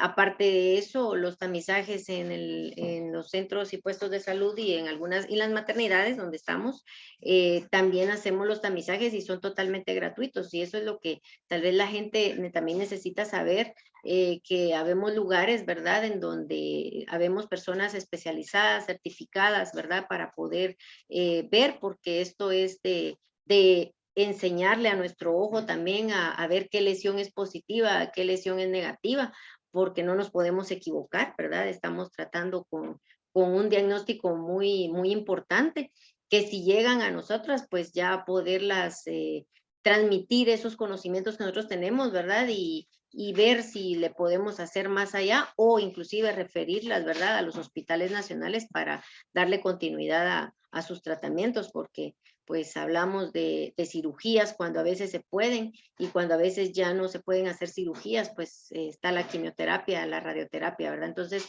antes de llegar a todo eso, pues es importante primero la vacunación, ¿verdad? El mensaje es la vacunación a las niñas, en su momento a los niños, los tamizajes que se los deben de realizar y pues si ya tienen alguna lesión maligna, ¿verdad? Un cáncer invasor o un adenocarcinoma o cualquiera de los tipos que se pueden diagnosticar, pues entonces acudir, ¿verdad? No esperar, no llegar hasta ahí, ¿verdad? A que la muerte nos abrace, ¿verdad? Porque mientras más tiempo dejamos de hacernos los exámenes, menos tiempo estamos acortando años de nuestra vida, ¿verdad? Cuando una lesión precancerosa en 45 segundos la podemos tratar y la paciente se va a su casa tranquila, no es dolorosa, por si piensan que tal vez la termoablación o la crioterapia es dolorosa, no lo es. Lo único que requiere son cuidados, ¿verdad? Que nosotros les indicamos para llegar, ¿verdad? Ya sea que tengan alguna molestia o esperar a verlas al mes o hasta el año, ¿verdad? Que es lo que nosotros vemos. Entonces, yo les diría a las personas que están conectadas, ¿verdad? Que estas tres cosas son más que los cuidados que se tienen que hacer desde sus hijas hasta ellas, ¿verdad? Gracias. Gracias, doctora Nancy. Quisiera... Sí, yo quisiera pedirte, Evelyn, porque yo sé que tú trabajas en el sistema de salud pública, si puedes comentarle a las personas, porque muchas no pueden costearse esas pruebas. Yo sé que en la jornada que van a hacer esta semana de concientización se va a hablar del tema, pero ya que vemos buena audiencia acá, si en todos los lugares puedo llegar así como en plan, buena, vengo a ver si tengo el virus o hay algunas específicas y si hay el acceso, porque yo sé que esto es algo por lo que ustedes como ginecobstetras de algunas periféricas han luchado para tenerlo, entonces sería bonito si lo cuentas así rapidito. Sí, gracias Nancy. Pues bueno, yo trabajo en la maternidad periférica zona 13, está ubicada a la par del Instituto Adolfo B. Hall y nosotros somos una maternidad que contamos con una clínica de diagnóstico, de tratamiento, ¿verdad? Y de referencia cuando es. Tenemos colposcopistas, nosotros somos también colposcopistas y esto pues lo hemos adquirido en base a los conocimientos ahí. También tenemos pinzas de biopsia, porque recuérdense que si encontramos una lesión sospechosa, pues tenemos que realizar biopsias. Citamos a las pacientes, las llegamos a buscar inclusive a sus casas, ¿verdad? Porque como les mencionaba, para nosotros esto es, encontrar una paciente así es una emergencia nacional para nosotros y tenemos que buscarla para poderle brindar ese tratamiento sabiendo que es una lesión precancerosa, recordémonos, antes del cáncer. Porque después todo esto pues ya es más costoso, molesto para las pacientes, ¿verdad? Una quimioterapia, una radioterapia, una braquiterapia, no es fácil, ¿verdad? De conllevarla y pues obviamente el desgaste de vida que se tiene, ¿verdad? Entonces nosotros pues yo quiero aprovechar, hacerle la invitación, nosotros estamos de lunes a viernes de 7 a 3 de la tarde para poderles hacer los exámenes y son totalmente gratuitos. Nosotros todos los médicos que estamos ahí estamos certificados por el Ministerio de Salud y pues es importante que conozcan, ¿verdad? Porque muchas veces no sabemos a dónde dirigirnos, como dice Nancy, y la importancia es poder llegar. Yo no tengo la vacuna, pero los centros de salud aquí en la ciudad y pues también afuera, en los departamentos, tienen la vacuna VPH, pero yo sí tengo esta clínica de diagnóstico y tratamiento, ¿verdad? Para las lesiones precancerosas y pues si encontramos un cáncer, pues de igual forma nosotros procedemos a llevarlas, ¿verdad? Ya sea en la ambulancia o referimos para el Hospital General San Juan de Dios, en donde pues allá tenemos colegas nuestros que son ginecólogos, ¿verdad? Y que ellos pues ya continúan el tratamiento de las pacientes. Así es que pues ahí estamos para servirles. Muchísimas gracias, doctora, por toda la información. Estoy viendo que hay otra mano levantada, pero sí quisiera que si pudieran hacer la pregunta o si quisieran algún comentario, pues lo pudieran poner en el chat para poderlo incluir en en la sección de preguntas. Gracias. La siguiente pregunta es para la doctora Nancy. ¿Una mujer con BPH puede ser vacunada? Sí, sí, muy interesante. Una mujer BPH positiva sí puede ser vacunada, pero yo quisiera recordar que en este momento las vacunas, su indicación es profiláctica, preventiva, para antes de que suceda la infección. Entonces, ofrecer esa posibilidad de prevenir la infección inicial por el BPH, eso es lo que es su función. Claro, el efecto de terapéutico o de tratamiento sobre esa infección que ya sucedió, no es la función ni la finalidad. Puntualmente, sí se recomienda en las mujeres que tienen SEA de cervix y nosotros también lo recomendamos para las personas que tienen las lesiones ya en curso o en tratamiento o pues incursionadas ya en la línea de tratamiento, que reciban la vacunación. De hecho, los pacientes con inmunocompromiso o que ya tienen esta CA se vacunan. Alguien preguntaba aquí que si está para las mujeres más adultas que no sean las adolescentes, básicamente. Yo le decía de que el lineamiento se lo estaba empezando a contestar acá, pero el lineamiento de país en este momento, pese a que la recomendación es que digamos que se vacune a niños y niñas mayores de 9 a 11 años, o que se vacune también a las mujeres inclusive hasta los 45 años, en este momento no está disponible con ese lineamiento. Sí sucedió en una forma de jornada, fue por una situación diferente y fue que se logró vacunar a mujeres mayores, incluso de 26 a 45 años, pero en este momento no está todavía contemplado este grupo. Yo sugeriría que hay clínicas de centros de salud que tienen la vacuna y que si ya tiene la primera dosis le colocan la segunda, ¿verdad? Entonces esa sería mi sugerencia. Gracias, doctora. Y la última pregunta es para la doctora Leslie Jacinto. ¿Se puede administrar la vacuna contra el VPH junto a otras vacunas pues, en la edad donde la recomendada? Sí se puede. En la edad pediátrica nosotros generalmente aprovechamos los momentos, ¿verdad?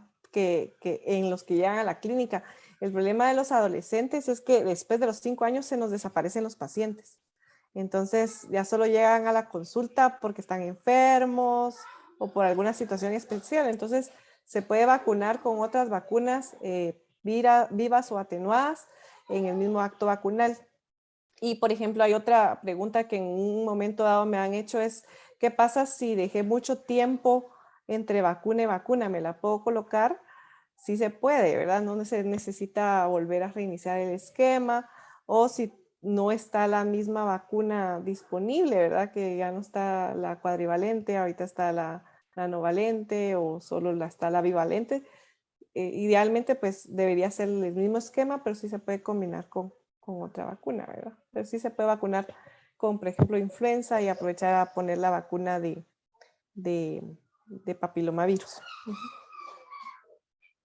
Gracias, doctora, muy amable.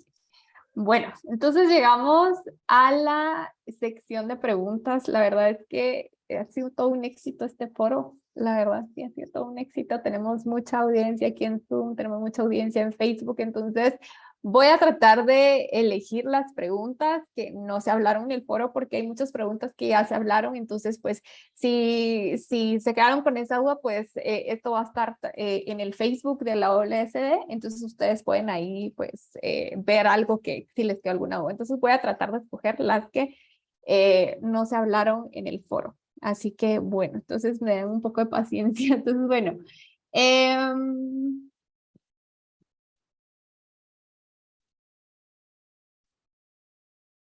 ¿Pacientes con papilomas son candidatas para recibir la vacuna de VPH? Igual no sé quién la quiera contestar, el micrófono está abierto para las tres, o sea. Doctora Sicán, que es la que más mira esto. Yo cuando son población HSH, tengo algo de experiencia en mi mini corte en la clínica. Pacientes que tienen papilomas en el paladar blando, se resecan, se mandan a derma, se genotipica cuál fue y se vacunan y esto pues un poco off level, ¿verdad? De la indicación, pero ese es mi mini corte. Ok. Sí, algunas pacientes la buscan, ¿verdad? A pesar de tener el BPH. Y por eso es la prevención, ¿verdad? Que volvemos a hablar, deberían de tenerla desde pequeñas para no buscarlas ya cuando estén infectadas, ¿verdad? Eso es lo más importante.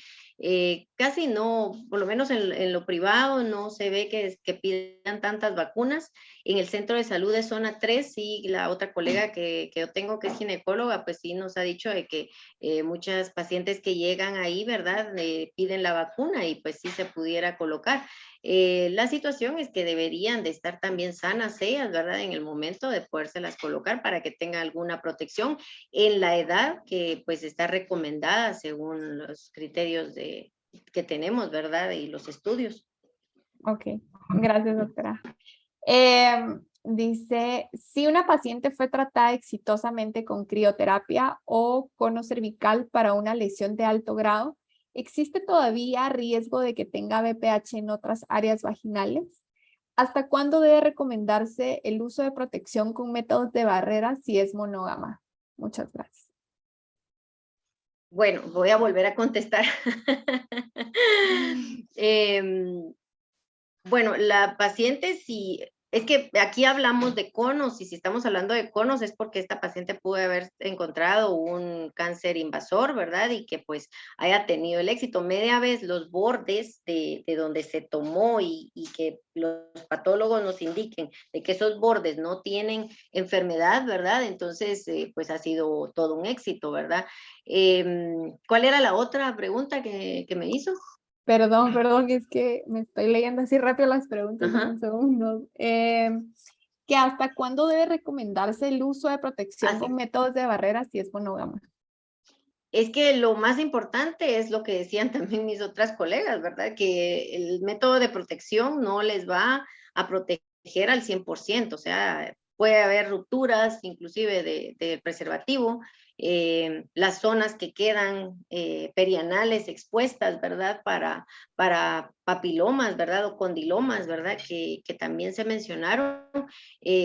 Sí, sí está un poquito así como la pregunta muy estructurada, dijera yo, porque no es como el 100% para decirles, miren, hasta dentro de un año, dentro de un mes, no. Lo importante es que no lo tengan y que no tengan relaciones con estos métodos si tienen papilomas. Lo importante, les decíamos, es que se traten primero, porque también los papilomas se pueden tratar, los condilomas también se pueden tratar, y no llegar a eso, ¿verdad? La vacunación, volvemos a decir, la vacunación.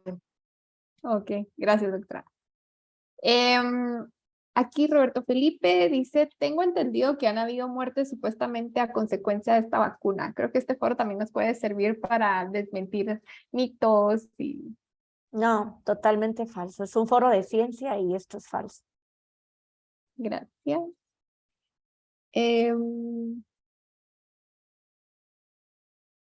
Mostramos en la charla y lo puede ver cuando lo miren reprise, ¿verdad? Que inclusive la Corte de Dinamarca, incluso que se vio retrospectivamente de las embarazadas, le invito a que lo vea en reprise. Y en la página, puede entrar a la página de CDC y de OMS, en donde está el desglose un poquito de la evidencia, pero la vacunación es segura, sin ningún lugar a dudas. ¿El ministerio tiene vacunas BPH disponible para jóvenes mayores de edad actualmente? Me imagino.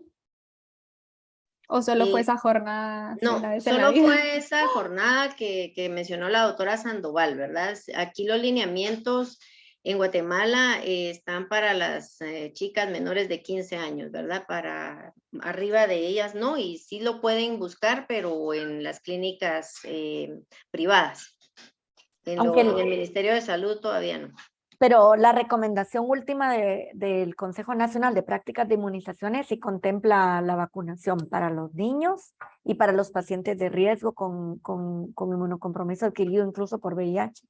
Esa es la recomendación del Consejo, ¿verdad? También el Instituto Guatemalteco de Seguridad Social está implementando la guía para implementar la vacuna en varones. Nosotros tenemos una fuerte cantidad de niños inmunocomprometidos y también son candidatos para la vacunación. Ok, ok. Gracias. En zona 3 se atenderán a todas las personas que requieren el servicio, no importando su dirección domiciliar. No, nosotros trabajamos a demanda, o sea, pueden llegar de donde sea, inclusive de departamentos nos refieren pacientes y les voy a comentar que no solo de cáncer de cervix o lesiones precancerosas, también hemos tenido pacientes con cáncer de ovario, cáncer de endometrio. Obviamente nosotros somos un segundo nivel, no somos primer nivel, somos segundo nivel, pero por nosotros tienen que pasar para poderlos referir a los hospitales, como les vuelvo a decir, en este caso al Hospital General San Juan de Dios. Pero sí pueden llegar de cualquier lugar. Nosotros no les decimos que no, al contrario, queremos que lleguen. Solo dice que escuchó a la doctora Evelyn Sicán en el foro y que se dejó ir.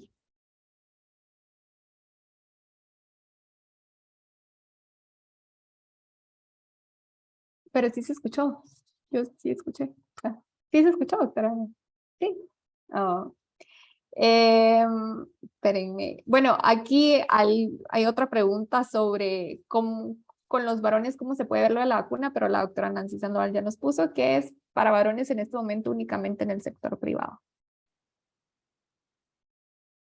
Y, ok, dice, la mía, esta pregunta es sobre el desarrollo de cáncer de mama. ¿Qué alimentos se deben evitar en enfermedad fibroquística de mama?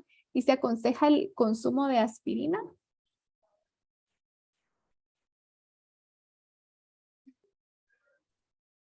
No sé si alguien quiere responder. Perdón, el consumo de aspirina en fibrosis de estroma. Pues no sé si ella tendrá ese diagnóstico, la persona que preguntó, pero yo le sugeriría que aquí en cuestiones de cáncer de mama tienen que ir con un gineonco, porque para eso tenemos ya especialistas nosotros aquí en nuestro país, ¿verdad? Y también en el INCAN, también hay especialistas que están formando en esto, porque es un tema diferente en cuestiones de yo les diría, pues, de alimentación, no tanto, ¿verdad? Porque pues no he leído yo algo que me diga, no, este alimento no puede comer o este sí, ¿verdad? Pero al final de cuentas, creo que también la prevención, en si hablamos de cáncer de mama, es pues palparse mes a mes, ¿verdad? Y conocerse sus mamas, las pacientes. Acuérdense que no solo en mujeres hay cáncer de mama, también hay en hombres cáncer de mama, ¿verdad? Y esto es importante y nuestra cultura no nos deja ver que también ellos se tienen que estar palpando, ¿verdad? Máxime si hay antecedentes familiares en cualquiera de ambos sexos. Muchísimas gracias. Y bueno, cerramos las preguntas del público. Las demás son cosas que pues ya hablaron, entonces no las voy a volver a preguntar, pero esto va a quedar grabado en Facebook Live y en unos días ya la vamos a estar subiendo en el canal de YouTube de la WSD. Y pues no quiero desaprovechar, ya que tenemos tanta audiencia, esta es una semana de actividades, por eso se llama la Semana de la Concientización del Cáncer de Mama y de Cervix. Así que el día de mañana vamos a tener un foro sobre los cuidados paliativos del cáncer de mama y de cervix, que será de 6 de la tarde a 8 de la noche. Así que bueno, vamos a ir finalizando. Aquí está, cabal. Lo pueden observar el foro que vamos a tener el día de mañana. Y bueno, ahora vamos a ir a la sección de entrega de diplomas, así que agradecería. Y bueno, quisiera agradecer a la doctora Evelyn, a la doctora Nancy, a la doctora Leslie por haber estado aquí el día de hoy. Este ha sido tal vez el foro donde más audiencia hemos tenido de los que hemos hecho en el año. Hemos hecho foros, pues les cuento un poquito, la iniciativa de aprendizaje en temas de salud y mujer, pues este tiene el objetivo de hacer webinars donde podamos aprender sobre temas que nos interesan a nosotras como mujeres. Y pues este ha sido un foro muy exitoso, así que les agradecemos a cada una de ustedes. Y bueno, voy a leer los diplomas. La OLSD Capítulo Guatemala otorga el presente diploma a la doctora Evelyn Sicán por haber impartido la parte de ginecología y obstetricia en el foro Infórmate sobre el virus de papiloma humano en mujeres durante la semana de concientización del cáncer de mama y cervix. Gracias, doctora Evelyn. Y ahora vamos con el siguiente diploma. La OLCD Capítulo Guatemala otorga el presente diploma a la doctora Nancy Sandoval por haber impartido la parte de infectología en adultos en el foro Infórmate sobre el virus de papiloma humano en mujeres durante la semana de concientización del cáncer de mama y cervix. Gracias, doctora. Gracias. Y por último, la OWS Capítulo Guatemala otorga el presente diploma a la doctora Leslie Jacinto por haber impartido la parte de infectología pediátrica en el foro Infórmate sobre el virus de papiloma humano en mujeres durante la semana de concientización del cáncer de mama y cervix. Así que agradecemos a ustedes, doctoras, por haber estado aquí y agradecemos también a nuestra audiencia por, pues, o sea, mantuvimos la audiencia así a tope en Facebook y aquí en Zoom. Y les recordamos que pues llenen también el link, el formulario de participación para que nosotros le podamos extender su constancia de asistencia de hoy al foro. Así que pues nos vemos el día de mañana y pues no sé si las foristas tienen algo que agregar o algún mensaje que quisieran dejar para esta semana. No, solo felicitar al equipo y a las voluntarias por esta excelente organización y a todos para que, como dicen ustedes, que estén atentos a seguir esta semana que va a estar buenísima. Va a ir a la alza, creo. Gracias, doctora. Yo quiero dar las gracias también por la invitación y por hacerme parte del equipo. Las felicito, de verdad, es un excelente grupo.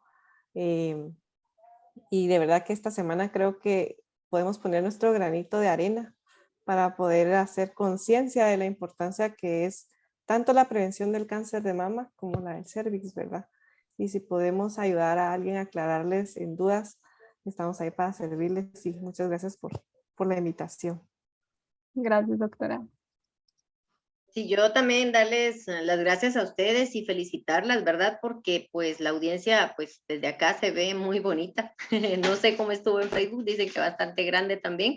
Y eso es bueno, porque no solamente es de concientizar en este mes, sino que creo que todo el tiempo, ¿verdad? Las mujeres debemos de cuidarnos y de buscar la ayuda, ¿verdad?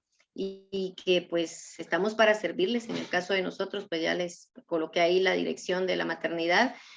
Como les decía, es totalmente gratuito y busquen la vacuna para sus hijos y para sus hijas, perdón, y sus hijos a quienes puedan, ¿verdad? En lo privado, para que pues no tengamos consecuencias más adelante. Gracias.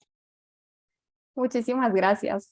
Bueno, y nos despedimos y nos vemos el día de mañana. Que estén bien. Feliz noche. Adiós, feliz noche. Buenas noches y también mucha audiencia masculina, lo cual es muy bonito, porque esto es lo que se trata, que llegue también a todos, ¿verdad? Feliz noche Sí. para todas. Feliz Gracias, doctoras. Feliz Muchas noche, gracias. un abrazo, estamos ahí. Gracias.